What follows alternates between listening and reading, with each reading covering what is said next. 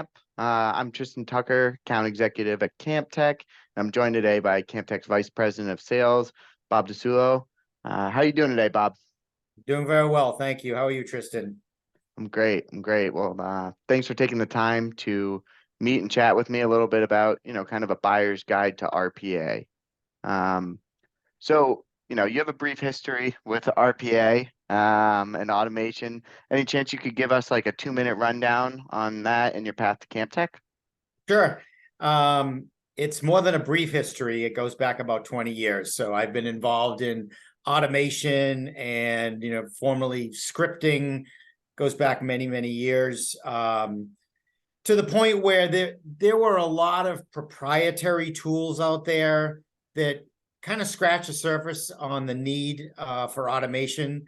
But the problem was they were proprietary tools. They really didn't have the ability, you didn't have the ability to orchestrate many bots. So that was a huge constraint on those solutions, and therefore made them, lacked the ability to scale for the enterprise. In today's world, a lot of organizations, a lot of our customers have hundreds of bots, and without that orchestration, you would not be able to scale that automation initiative. Great, great. Well, I think that, scale and orchestration is really important, but just start super basic, if you don't mind. And like, what is RPA and how is it going to help my organization? Sure. RPA is robotic process automation. So that and AI are today key elements of any company's long-term intelligent automation strategy. Mm-hmm. By using bots, forward-thinking organizations are now automating repetitive, mundane, and high-volume tasks on a daily basis. Great. Great. No, I think that's awesome context. So, as a buyer or a business owner, how should I start looking for parts of my workflow where RPA might be able to be leveraged? Right. Good question. What we always recommend to our customers is we're looking for some quick wins. And that's because RPA is a newer technology and we want to show the value and then socialize that throughout the organization. So generally, we're looking for, again, repetitive, rules-based, high-volume processes. Some of these things can be like applications that do not integrate with each other. So it can be used between systems, between legacy systems and modern systems, or between any system. Again, anything that has to do with data entry, data migration, uploading files, downloading files. Another area is invoice processing. We work with a lot of organizations that are processing hundreds and thousands of invoices a day. And beyond that, we're looking generally in the revenue cycle, anything around accounting. We do a lot in HR, onboarding and offboarding, password resets, credentialing, etc. Call centers, customer service processes. We do a lot in supply chain, inventory control, IT. It just goes on and on and on where RPA can really add value to an organization. Yeah, no, that makes sense. So, typically more repetitive type tasks that are, taking up a lot of manual labor hours is a good place to start, would you say? Yes, absolutely. All right, excellent. So I guess I'm going to ask the devil's advocate question. What happens to my workers who are already performing those tasks when I implement these RPA programs? Won't they kind of feel they've lost their sense of role or integration to the workplace?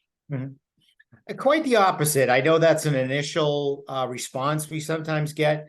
But the way you want to think of it, and, I'll say that, in our 20 years of experience, we haven't seen people lose their jobs. More likely, when an organization has initiated RPA, it gives these employees more ability to focus on other cognitive processes. that also create efficiencies. And what we've also seen is, while the bots are doing some processes, now the human can work on other things that have been sidelined because of these workload constraints. And beyond that, because the employee is now more satisfied, they're more productive. We are seeing less errors.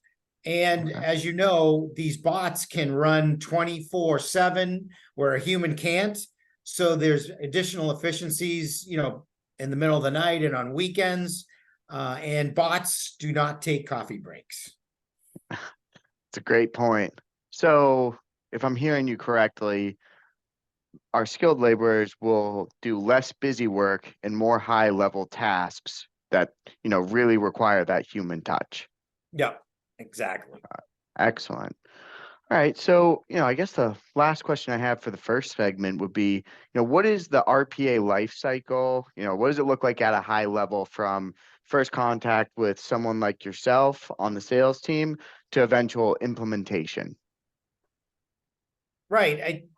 There is definitely a proper process, and we have seen a lot of organizations take on RPA, but not have the structure or the methodology to make it successful.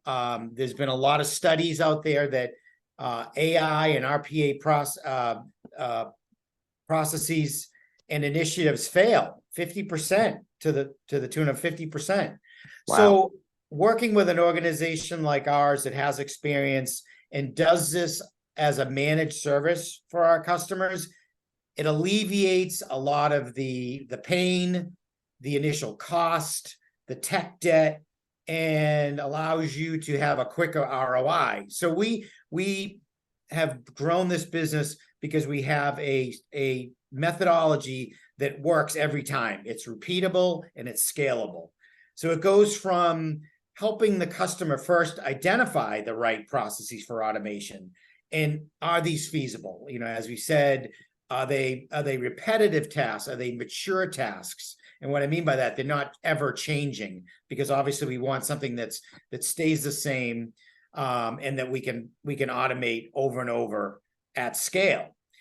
So we go from identifying the actual process, and then we move into analysis and design of that process to be automated. And again, we use a methodology where we scope out each process with the subject matter expert. We produce a full process design document based on that workflow. So going forward, we have written documentation of what that process looks like.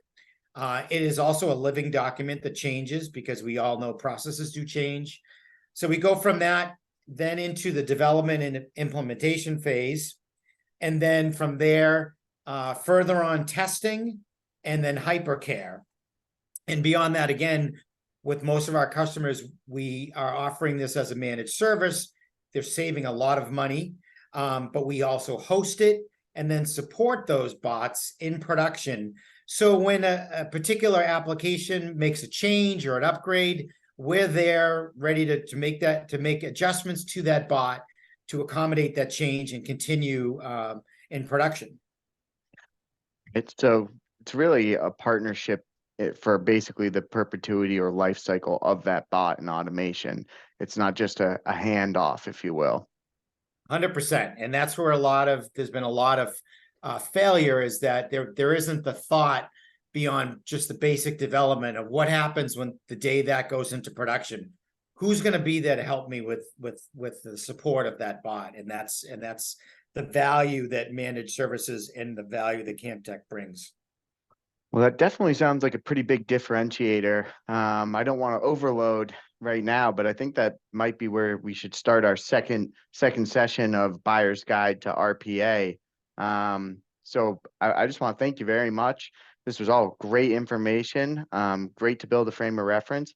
I'm looking forward to investigating this more in the second session. Thank you very much, Bob. Appreciate that. Thank you.